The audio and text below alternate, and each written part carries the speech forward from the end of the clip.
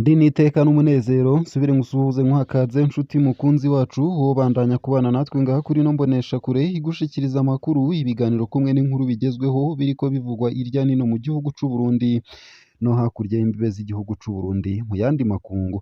Ndaguhaye ikaze, ndaguhaye mwiriwe neza cange mwaramutse bivanye naho udukurikira uherereye kuri uwu munsi wa gatatu igenekerezo rya 28 Ruhuma 2024.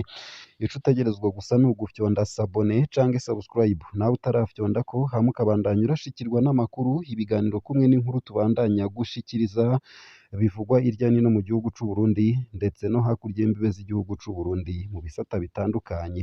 Ndakwipfurije kubandanya uraroranirwa no kugira umunsi mwiza.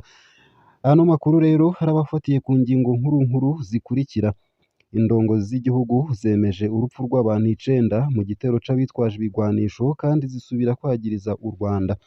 Umuvugizi wa leta y'u Burundi Jerome Niyonzima yatangaje ku muhingamo wo kuri ubu wa mbere urupfu rw'abantu 9 harimwo abakenyezi 6 n'umusirikare umwe baguye mu gitero c'abitwaje ibigwanisho co muri zone Buringa muri komine Gihanga mu ntara ya Bubanza mu burengero bw'u Burundi. Amasoko yaho nyene yavuganye na SOS Media Burundi yemeje ko hapfuye abasivile 10 n'abasirikare 5. Red Tabara umurwi witwaje ibigwanisho ucumbitse muri Sud Kivu wemeje ko wishe abasirikare 6. Abategetsi b'u Burundi bakaba barasubiriye kwagiriza u Rwanda ku bwabo rugaburira rukanaha ibigwanisho umuhari Red Tabara udahengeshanya guhekura u Burundi. Vyinshi kuri no nkuru ni mukanye mu buryo bw'idonido ntuje kure. Nayo kandi Parisemu irasaba leta y'u Burundi guhungura abahunze igihugu. Ishirahamwe Parisemu rihamagarira abarundi guhindura ingendo kugira bashike kw'iterambere rirama. Rirasaba leta y'u Burundi guhungura abarundi bahunze igihugu kugira nabo bashigikire mu iterambere no mu kubaka igihugu. Ni nyuma yaho kuri uwa mbere Igitega habaye ihuriro ry'imboneza mu gihugu rihurikiyemwo abarundi bose mu bisata bitandukanye rikaba ryaratunganijwe na leta y'u Burundi.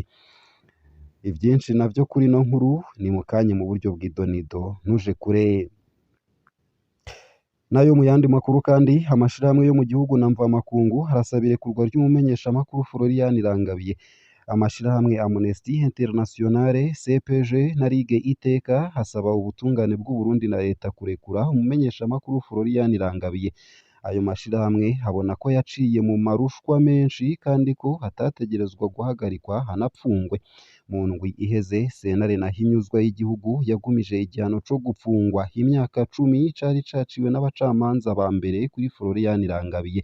Vyinshi navyo kuri no nkuru ni mukanye mu buryo buramvuye ntuje kure. Ico utegerezwa gusa ni ugufyonda sabone cange subscribe nawe utarafyondako.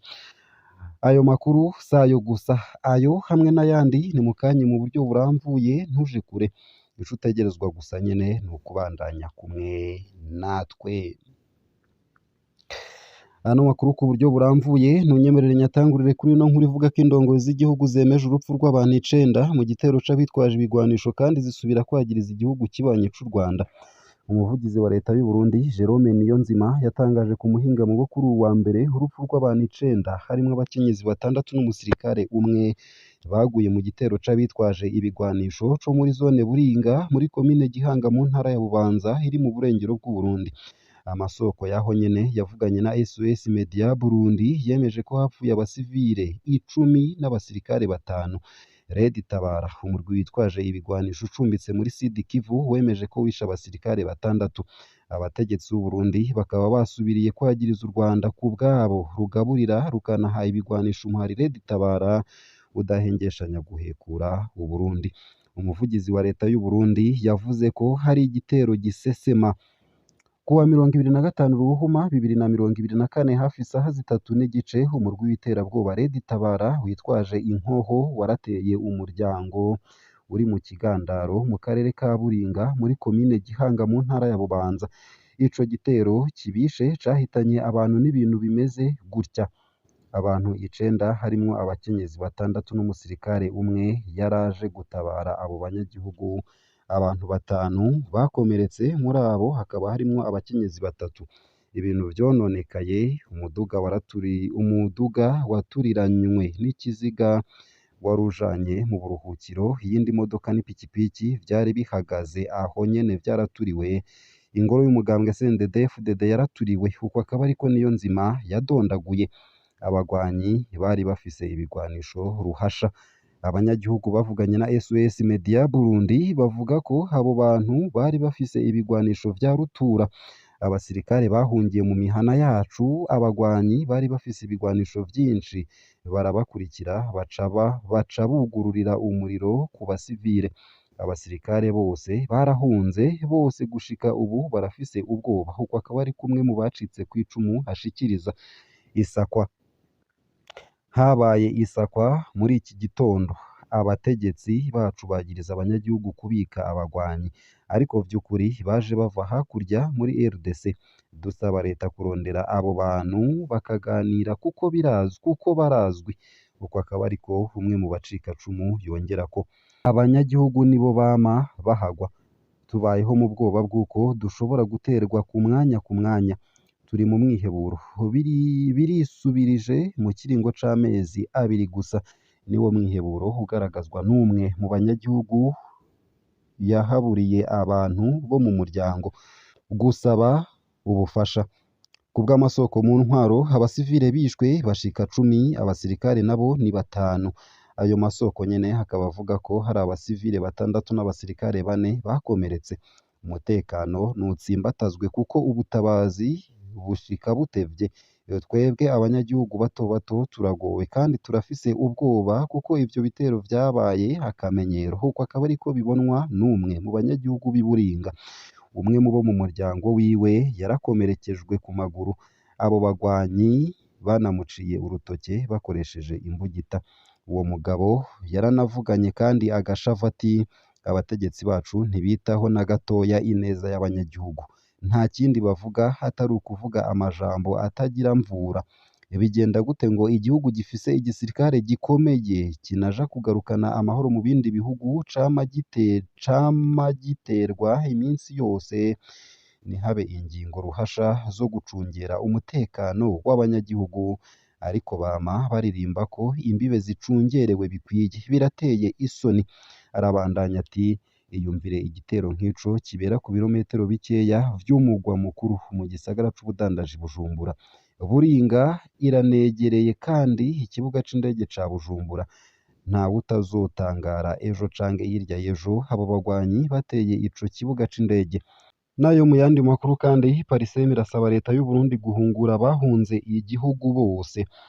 Ishirahamwe Parisem rihamagarira abarundi guhindura ingendo kugira bashike kw'iterambere rirama. Rirasaba leta y'u Burundi guhungura abarundi bahunze igihugu kugira nabo bashigikire mw'iterambere no mu kubaka igihugu. Ni nyuma yaho kuri uyu wa mbere i Gitega habaye ihuriro ry'imboneza mu gihugu rihurikiyemwo abarundi bose mu bisata bitandukanye, rikaba ryaratunganijwe na leta y'u Burundi. Faustin Ndikumana arongoye Parisem akaba avuga ko kabaye akaryo keza ko kuganira ku bibazo bihanze igihugu n'icokorwa kugira leta igere ku mbono y'ibihumbi 2040-2060. Faustin Ndikumana akaba agira ati twaranezerewe kubona leta yarashoboye gutunganya iryo huriro ry'imboneza kugira tuganire ku bibazo bihanze igihugu nuko twotunganya amatora meza gusumba ayabaye yose, dufatiye ku vyabaye mu mwaka w'ibihumbi 2015, uko twogera kw'ihangiro ryo mu mwaka w'ibihumbi 2040-2060. Tugasaba leta y'u Burundi ko yoterera kugira abarundi bahunze igihugu nabo bahunguke kugira nabo bafashe mu kubaka igihugu twese turi hamwe. Leta y'u Burundi ikaba iharurwa mu bihugu mu karere bifise abahunze igihugu benshi bivuye ku njyane zagiye ziba mu gihugu zigahitana inzirakarengane nyinshi. Muri iyi minsi abarundi bahungiye mu gihugu ca Tanzania bamaze iminsi bagabishwa k'uyu